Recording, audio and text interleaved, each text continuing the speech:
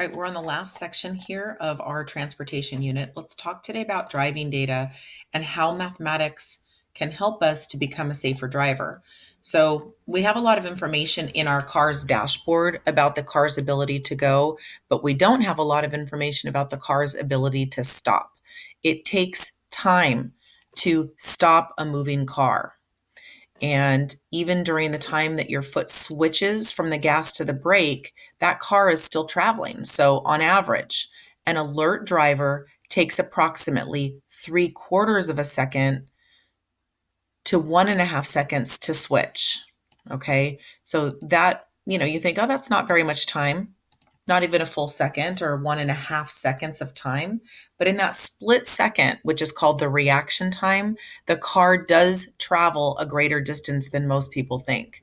So when you're traveling behind another vehicle, you can imagine, like, usually how far do you go behind them? You're usually what, 10 feet, 20 feet? And it's good to keep that safe distance because of this. So the distance is the reaction distance. The distance a car travels while braking to a complete stop is called the braking distance. So braking distance is also affected by road conditions. Now, here's some kind of general logic rules that we're going to use to get a rule of thumb that we're going to use in our proportion coming up. So, for example, did you know there's 5,280 feet in a mile? If you have a car that's traveling 55 miles per hour, what that means is 55 miles in 1 hour. So 55 miles per hour covers 55 times the 5,280 feet, or this many feet in an hour. So your car is traveling 290,400 feet per hour. All right, well, what if the car that's traveling that 55 miles per hour covers that number of feet and we divide it by 60? That means instead of in an hour, we're getting 4,840 feet in a minute. What if we divide it by another 60? We're now getting it per second. So this calculation here, this is the logic that led us up to this calculation of the fact that when a car is traveling at 55 miles per hour, in that 1 second of time, you travel about 81 feet. So picture that from that 1 second that you're switching your foot to the brake, you travel about 81 feet. Thinking about these facts, we can see how speeding, tailgating, texting while intoxicated or driving while intoxicated can cost you damage or even lives. So here come our examples. What is the reaction distance for a car traveling approximately 48 miles per hour? So instead of 55 on the last calculation, the last logics, we're talking now about 48. We're going to write a proportion using this number right here. So let's go copy and paste this because we're going to be using this in our proportion. All right, so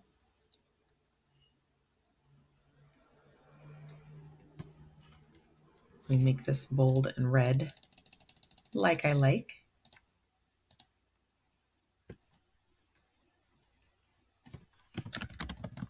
The reaction distance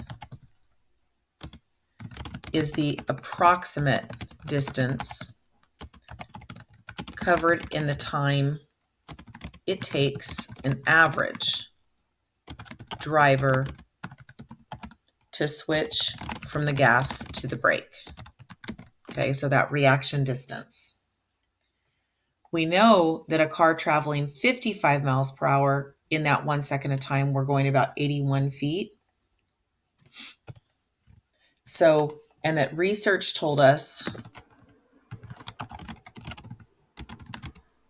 that an average driver takes 0.75 to 1.5 seconds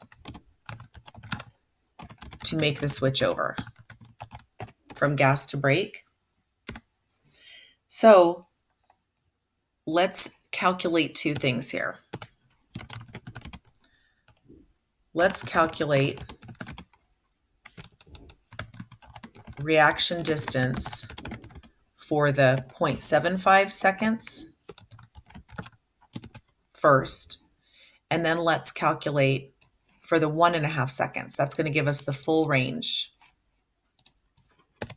So I'm going to go up to Insert Equation, And I need the little fraction because we're setting up a proportion here. We know that it's 81 feet per second. Where did I just get that? We just got that from the logic, the highlighted part above. And then we want to set this up to our 0.75, so equals the unknown. Let's go get the fraction again. Over the 0.75 seconds. And then how do we solve a proportion like this? We are going to cross multiply, where I'm going to go 1 times x equals x times 81 times 0.75. And if I go put this into Desmos, take a second to plug that into your phone or to Desmos, we're going to get 60.75 feet.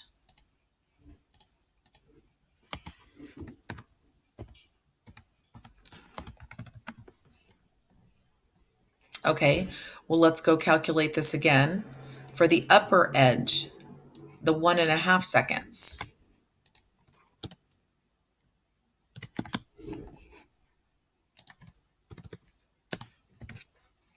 So this time 81 over 1 is equal to x over 1.5. And then again, try that on your phone, see what you get. But when I plug that into Desmos, 81 times 1.5 is 121.5. So look at how far apart these are, this range, right? This is a pretty big range.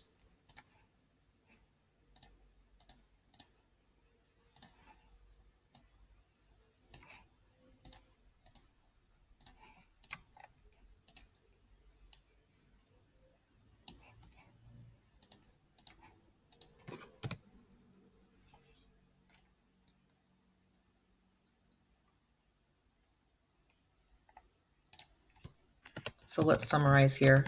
If the average person's reaction time ranges from 0.75 to 1.5 seconds,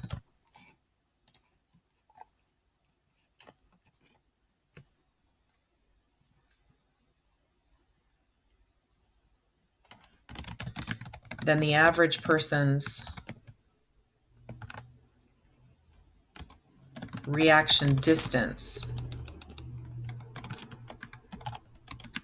ranges from 60.75 to 121.5.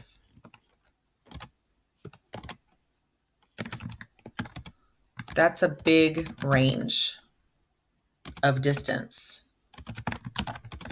for the short time we're talking about, right? From 60 feet to 120 feet, that's double. So these reaction distances and times are really used to get a sense of how far that this car is going to go. So let's do an estimate. A conservative rule of thumb would be to do the middle of that. For reaction distance would be to say a car travels about 1 foot for each mile per hour of speed. So we're saying a distance of 60 per second, about 1 foot per mile per hour of speed. So let's say that a car traveling 48 miles, which is our question. So a car traveling 48 miles per hour has a reaction distance of 48 miles. Sorry, feet. So this is a conservative rule of thumb. It's not going to be exactly what happens on each time you hit the brake, but it is a conservative rule of thumb that we can use. And so a car traveling 48 miles per hour would have that reaction distance of 48 feet. What about a car traveling 60 miles per hour? Reaction distance, a conservative rule of thumb would be that it needs 60 feet. So think about that as you're following behind other vehicles. that whatever speed you're traveling is about how many feet you need to stop to be able to get that gas pedal to the brake to be able to consider what you need for your reaction distance. Okay, so the answer to example 1 is for 48 miles per hour, it's a reaction distance of 48 feet. Now let's talk about the approximate braking distance for a car traveling from 48. Write the proportion and solve. Now, this is the little formula that we're going to use. The general forming for braking distance is where S represents the speed of the car, and the formula can be expressed like this, S squared over 20. But notice that these 4 below expressions are equivalent, and it just simplifies down to S squared over 20. So anyways, we're talking 48 miles per hour. That's my car's speed.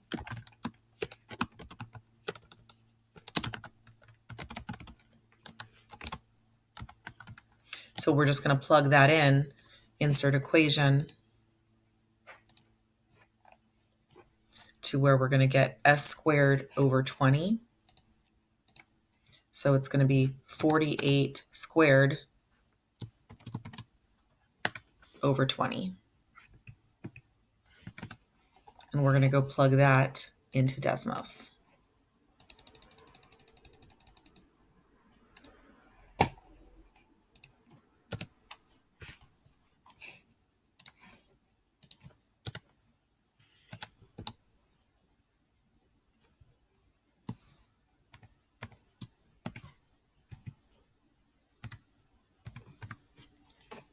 So 115.2. All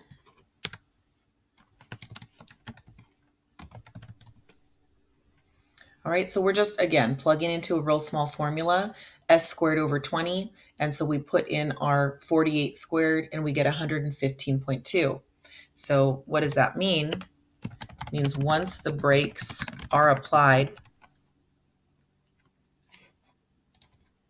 again, all these are on average, a car traveling 48 miles per hour will come to a complete stop after the car has traveled 115.2. This is the braking distance. Keep in mind that this is only the distance the car traveled after the brakes were applied. And so you've got your reaction time while you're switching from the gas pedal to the brake. We said that was about 48 feet. Plus, we've got this braking distance of 115 feet. So 115 plus 48, can you guys see how far with your reaction distance and your actual braking distance that you actually need to be able to stop? And again, this is why accidents happen. Now, later on, you're going to have a practice of these 2 exact examples where I give you a different miles per hour. So you're going to calculate those 2 examples, 1 and 2, with a different miles per hour in the practice. Okay, so what data might a car leave behind at the scene of an accident? Auto accidents happen. Many times it is clear who is at fault, but sometimes that's not always the case. When fault is uncertain, it's up to the authorities to get detailed and accurate information from witnesses. That data is interpreted by accident reconstructionists. These are people, this could actually be your job, who go through the accident of the crime scene investigations, and they use mathematics, and that helps them understand the circumstances surrounding the accident. Reconstructionists pay very close attention to the marks left on the road by the car. A skid mark is a mark that the tire leaves on the road when it's in locked mode, when the tire is not turning, but the car is continuing to move. So when the driver first applies the brakes, the skid mark is light, and the shadow skid mark, it's a shadow skid mark. This mark darkens until it comes to a complete stop on its own. Cars with anti-lock brake systems do not allow the wheels to continuously lock. In cars equipped with this feature, the driver feels a pulsing vibration on the brake. That pedal moves up and down when the brake is fully engaged. The skid marks left by a car with anti-lock brakes look like uniform dashed lines on the pavement. A driver without ABS may try to simplify the effect by pumping the brakes. The skid marks by cars are also dashed but not in uniform length. So look at this as an example of skid marks. When a car enters the skid and the brakes lock, the driver cannot control the steering, so the skid is usually a straight line. The vehicle continues to move straight, making the tire mark straight. When the vehicle slips sideways, at the same time continuing to move forward, they appear curved or called yaw marks. Taking skid and yaw measurements as well as other information allows reconstructionists to compute the speed of the car when it entered the skid. Here's the formulas that are used when presented in court that are recognized for their strength in modeling real-world auto accidents. So a car is traveling on asphalt with a drag factor of 7.78. We need this drag factor in our little formula here coming up. All right, now the speed formula, by the way, I put here, as always, we're going to give you the formulas. So the speed limit on this road is 35. The driver just had his car in the shop, and the mechanic informed him that his brakes are operating at 100% efficiency. Oh my gosh. So you're saying that my brake efficiency affects my accident because most of us are driving around with brakes that are a little bit worn out. They're not brand new, right? So that affects your accident as well. The driver must make the emergency stop when he sees this obstruction. His car leaves 4 distinct skid marks 80 feet in length. What is the minimum speed the car was traveling when it entered the skid? So, and then we're rounding to the nearest tenth. Was the driver exceeding the speed limit when he entered the skid? Okay, so the speed limit was 35 miles per hour. So here's the formula we're going to be using. S is the skid speed formula, so S equals, and we're going to take the square root of 30 times D times Fn. And so D, substitute 80 for D. So 80, if I go back up and look up here, where was 80 given? 80 is the distance of the actual skid mark. Okay, so D stands for distance of the skid mark. In our problem, it equals 80. Okay, next is the F, and our F in this case is 0.78. Oops, I want that to be lowercase.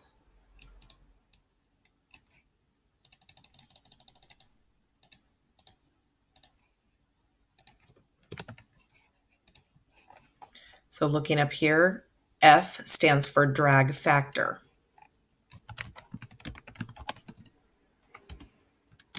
And that's 0.78. Finally, the N, if you go back up and look what else we have in the problem, we're using 1 for N.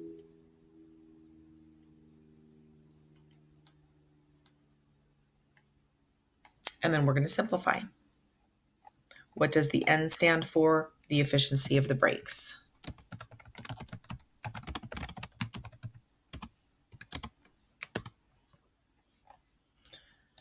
All right, so let's plug into the formula, insert equation. S equals square root of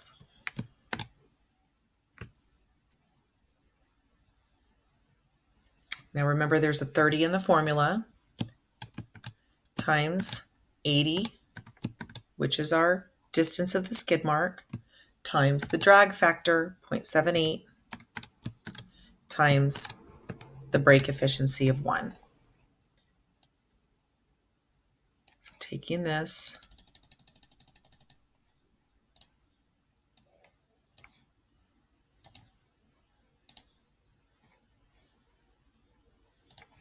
and plugging it into Desmos, we're going square root of 30 times 80 times 0.78 and we don't really need the 1. I'll put it just in case. And that's 43.27.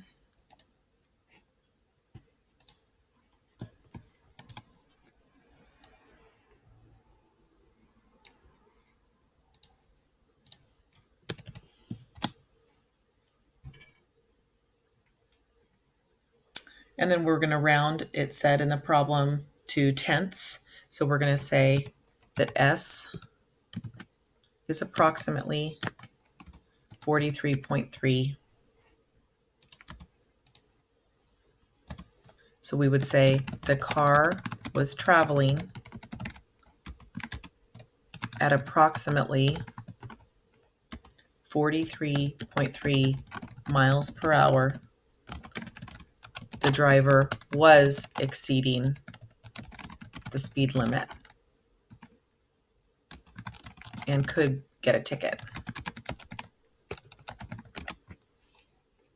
All right. So again, another little formula to plug into. Do we really drive around knowing what our brake efficiency is? Unless we just went to the mechanic, no. But again, the vehicle can be inspected to see what its brake efficiency is once the accident happens. And then they can do their research on their reconstructionist research using this formula. Okay, last example. Melissa's traveling at 50 miles per hour with a drag factor of 1.2 and her brakes are at 90% efficiency. We're using the same formula. So let me go up and copy and paste.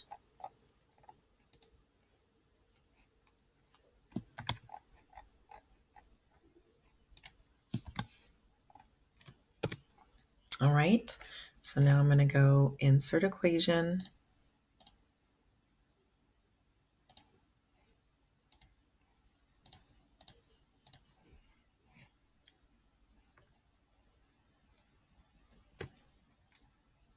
So this time in example 2, we've got the D is equal to 50 this time. And that is,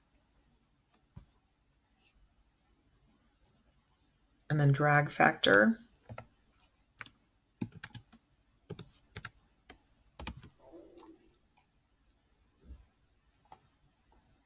Sorry, it looks like we're solving backwards on this one now that I'm rereading it. What would you expect the average length of the skid marks to be? So we're working for this 50. This is our unknown. The drag factor is 1.2. This time the brake efficiency, notice, was not at 100% efficiency. It's at 0.9, 90% efficiency. And so our unknown this time is actually D. We were given S, which is the car was traveling at 50 miles per hour. So we have this outside S. So let's go plug into the equation, insert equation. 50 equals square root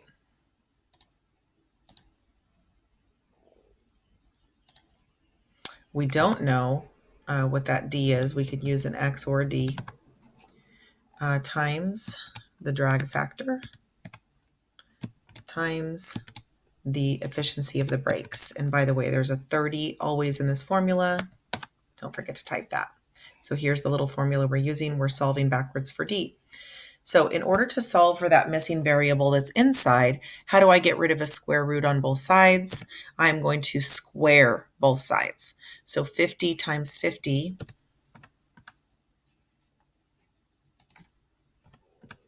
or 50 squared on the left is going to give me 2,500. And that's now going to be equal to 30 times x times 1.2 times 9.9. So let's go multiply that all out. 30 times 1.2 times 0.9, that's going to be 32.4x. We now divide both sides by that 32.4. So we take 2,500 divided by 32.4. And we're going to get 77.16.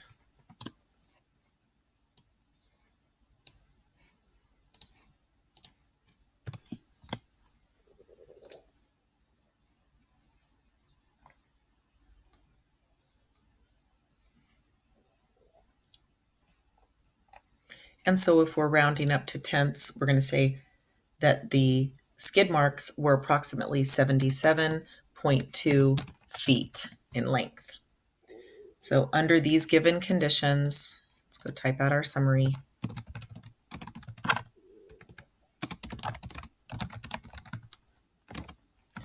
You would expect the average of the skid marks would be approximately 77.2. Is that what we got? Yes. Feet. All right, you're going to go do this practice now, where the first one is just like the 4.8 example one from before, except now it's 78 miles per hour. Then we want you to do the braking distance. So first reaction distance, and then braking distance. And then finally, the same two examples for below, where you're using this little formula. First, we're going to determine the car's speed. And then here, given the car's speed, we're going to determine the length of the skid marks. So the 4 examples you're going to go practice right now are exactly like the examples in the notes. Please follow the same steps, okay?